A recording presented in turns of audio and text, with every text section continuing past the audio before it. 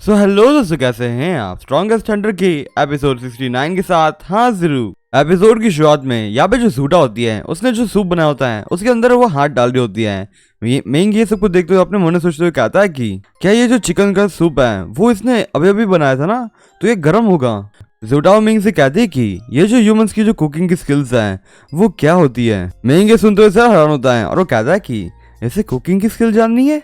और फिर ज़ुटा उसके बना हुआ जो चिकन सूप होता है उसे पीते हुए कहती है कि इसका टेस्ट बिल्कुल बकवास है और ये उस टेस्ट से मिल नहीं रहा जैसा ज़ुटाओ बनाती थी। दोस्तों यहाँ पे मैं आपको क्लियर कर दूं कि ज़ुटाओ के अंदर फिलहाल एक मॉन्स्टर है जो ज़ुटाओ की तरह रहने की कोशिश कर रहा है। ज़ुटाओ कहती थी कि मैंने सेम जो रेसिपी मिली थी मुझे उसे फॉलो किया है, पर फिर भी इसका टेस्ट वैसा क्यों नहीं आ रहा है। और वैसे मिंग मैं तुम्हें यहाँ पे बता दूं, यार मैंने इस कुकिंग की स्किल को सीखने के लिए मैंने बहुत सी चीज़ें कॉपी की, फिर उसे ध्यान से पढ़ने की कोशिश की और प्रैक्टिस भी बहुत की।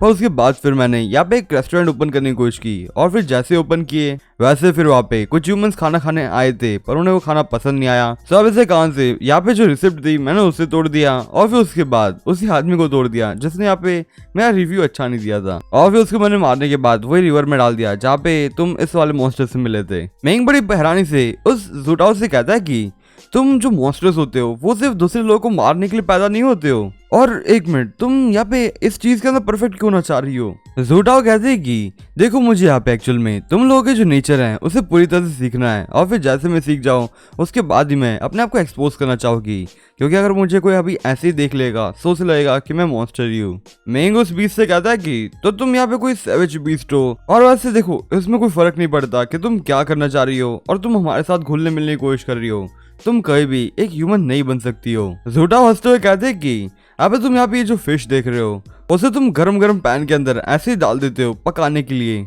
और तुमने कभी सोचा भी है कि वो जो फिश है वो जिंदा भी हो सकती है। और फिर अभी यहाँ पे दूसरी बात, तुम यहाँ पे कैटल्स और शिप्स उन लोगों को तब तक मोटा करते हो जब तक वो लोग एकदम अच्छे से ग्रो नहीं हो जाए, और फिर जैसे वो लोग ग्रो हो जाता है वैसे फिर तुम एक अच्छा सा दिन देख के उन्हें भी अपना खाना बना लेते हो। तो अभी क्या तुम ह्यूमंस, क्या तुम मुझे बता सकते हो कि तुम लोगों ने कभी उनके नजरिए से भी अपने आप को देखा है क्या उन लोगों को तुम ह्यूमंस कैसे दिख रहे होगे? तो अभी एक मिनट, तो अब मुझे पता चला कि मैं यहाँ पे एकदम अच्छा खाना क्यों नहीं बना पा रही। मैं तुम लोगों की जैसे ऐसे काम तो नहीं कर रही इसके कारण से शायद मैं खाना अच्छे से बना नहीं पा रही। मैं तुम लोगों से यहाँ पे ज्यादा काइंडर हूँ। मैं तो बस यहाँ पे कुछ लिविंग क्रिएचर्स को मार रही हूँ। मैं यहाँ पे किसी को भी बेवकूफ नहीं बनाती या फिर किसी को भी मिसट्रीट नहीं करती हूँ। मेंग बड़े गुस्से में कहता है कि तो फिर यहाँ पे तुम क्या बनने की कोशिश कर रहे हो? तुमने वहाँ पे देखो रिवर साइड में कितने सारे बोन्स फेंके हुए थे, उनको मैंने ध्यान से देखा था, तब मुझे पता चला कि उनके ऊपर तो बहुत खतरनाक मार्क लगे हुए हैं और उस मार्क से यही पता चलता है कि तुमने उन्हें बहुत बुरी तरह से मारा हुआ था। और वैसे तुम यहाँ पे देखो, यहाँ पे जो ह्यूमंस होते हैं वो हमेशा से कभी भी परफेक्ट नहीं होते।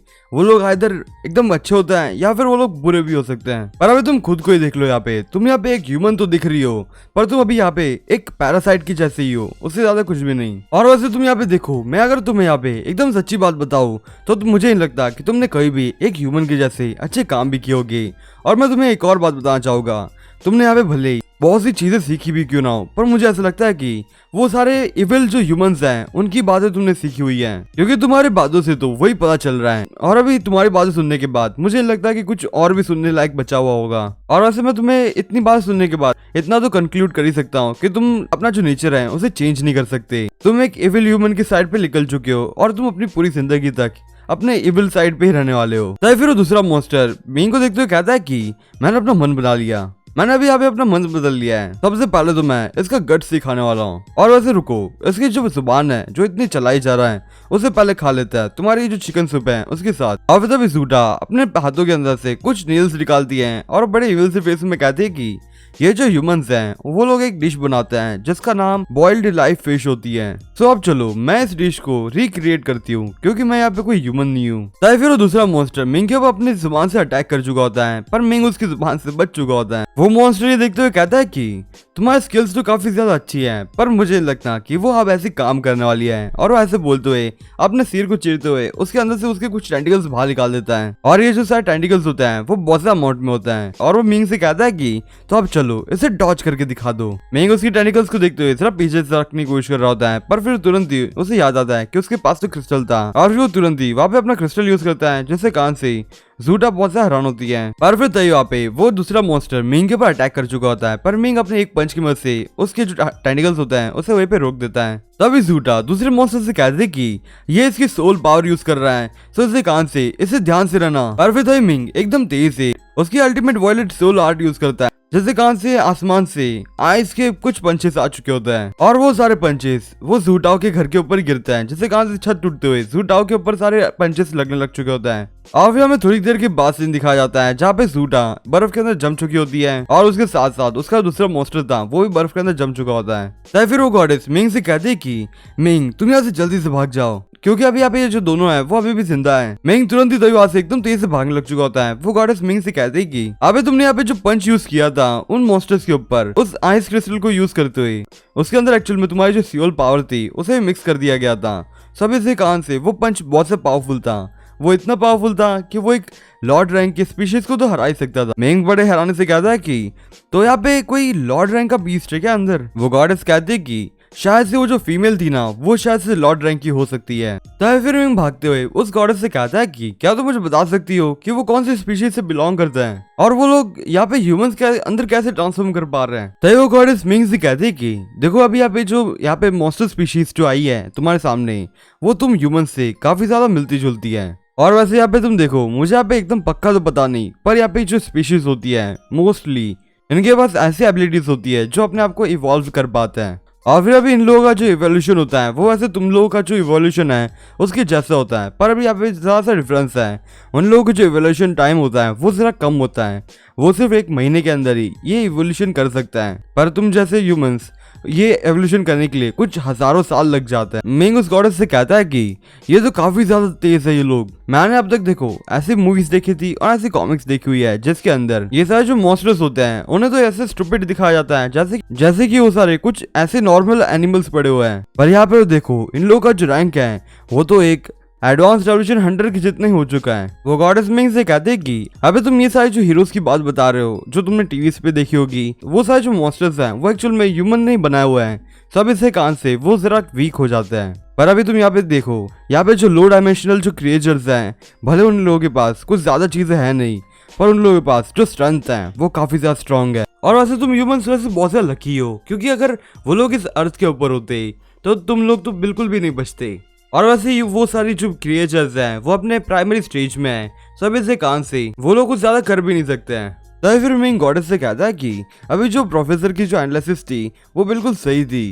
वो गॉडेस मिंग से कहते हैं कि तुम फिलहाल बहुत ज्यादा सोचने लग चुके हो, यहाँ पे सोचना बंद करो और यहाँ से पहले तुम भागने की सोचो पहले तो, क्योंकि तुमने फिलहाल तो उन लोगों को कुछ देर के लिए तो जमा के रखा हुआ है, पर उनमें से कोई एक तो ऐसा स्ट्रॉन्ग है जो मुझे लगता है कि वो वहां से बाहर निकलने का कोई ना कोई रास्ता ढूंढ ही लेगा। तभी मिंग से सोचते हुए उस गॉडेस से कहता है कि तुमने कहा था कि हमारी जो मूवीज है वो जरा सी अजीब सी है, तो यहाँ पे मैं स्पेशली उन हीरोज जो इंडिविजुअल काम करते हैं उनके बारे में बात कर रहा हूँ।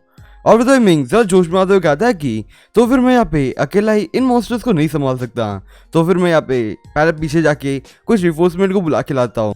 मुझे लगता है कि हमारे जो स्टूडेंट काउंसिल्स हैं वो इन चीज़ों को आराम से संभाल सकता है, और उनके अंदर भी स्टूडेंट काउंसिल प्रेसिडेंट भी हमारी एकदम अच्छे से हेल्प कर सकती है उस फीमेल बीस्ट को हराने में। और फिर उसके बाद हमें अगले सीन पे प्रोफेसर का सीन दिखाया जाता है जहाँ पे एक बॉटल के अंदर जो मेन मॉन्स्टर पकड़ के लाया था वो पड़ा होता है और उसके अंदर से मूवमेंट हो रही होती है, जिसको देखते हुए ये प्रोफेसर बहुत ज्यादा खुश हो रहा होता है। वो प्रोफेसर एक कैबिनेट ओपन करते हुए कहते हैं कि तब मुझे ऐसा लगता है कि तुमने जिस बंदे को भी अपने कंट्रोल में लेके रखा है उसने किसी के ऊपर अटैक करना स्टार्ट किया हुआ है। तो अब इस कान से तुम्हें मैं सबसे पहले तो इस जगह पे रखता हूँ ताकि कोई तुम्हें लेके न चला जाए यहाँ से। और फिर प्रोफेसर साहब सोचते हुए कहते हैं कि ये मिंग अभी कहाँ पे होगा। और फिर उसके बाद वो प्रोफेसर मिंग को कॉल लगाते हैं और उससे कहते हैं कि मिंग तुम कहाँ पे हो। मिंग उस प्रोफेसर को रिप्लाई करते हुए कहता है कि मैं यहाँ पे भाग रहा हूँ एक फील्ड के ऊपर, एक कुछ क्रॉप के ऊपर, और मैं एक्चुअल में वैंग जैंग और चैंग जोंग के घर के पास ही हूँ। ऐसे वो प्रोफेसर उससे कहता है कि ओ तो तुम वहाँ पे हो। अभी तुम वहाँ पे जो वैंगजन की जो वाइफ है और दूसरा चैंग जैंग, उसको ढूंढने की कोशिश मत करो, क्योंकि अभी मेरी जो एनालिसिस है उसकी वजह से मुझे ऐसा लगता है कि वो दोनों अभी एक पैरासाइट बन चुके हैं। हम दोनों को तो ऐसा लगा था पहले कि यहाँ पे कुछ अजीब सी चीजें हैं इस रिवर के अंदर या फिर इस टाउन के अंदर, पर वो तो उन दोनों के अंदर ही कुछ था। और अभी मैं मिंग तुम्हें वो जो पैरासाइट है उसके बारे में सारा इन्फॉर्मेशन देता हूँ। अभी ये जो पैरासाइट है वो एक्चुअल में 5 स्टेज से गुजरने वाला है। टाइमिंग उससे कहता है कि प्रोफेसर आपकी वार्निंग तो कुछ ज्यादा ही अच्छी नहीं है, ये मेरे बहुत ज्यादा काम आ चुकी है। और वैसे अगर आपने ये इन्फॉर्मेशन मुझे अगर आधे घंटे पहले दी होती तो ये मेरे लिए बहुत ज्यादा अच्छी हेल्पफुल नहीं रह जाती। वो प्रोफेसर मिंग से कहते कि तुम एक बात बताओ, तुम इतने हाफते हुए क्यों बात कर रहे हो? क्या तुम्हें ये न्यूज सुनते हुए जरा शौक लगा है क्या?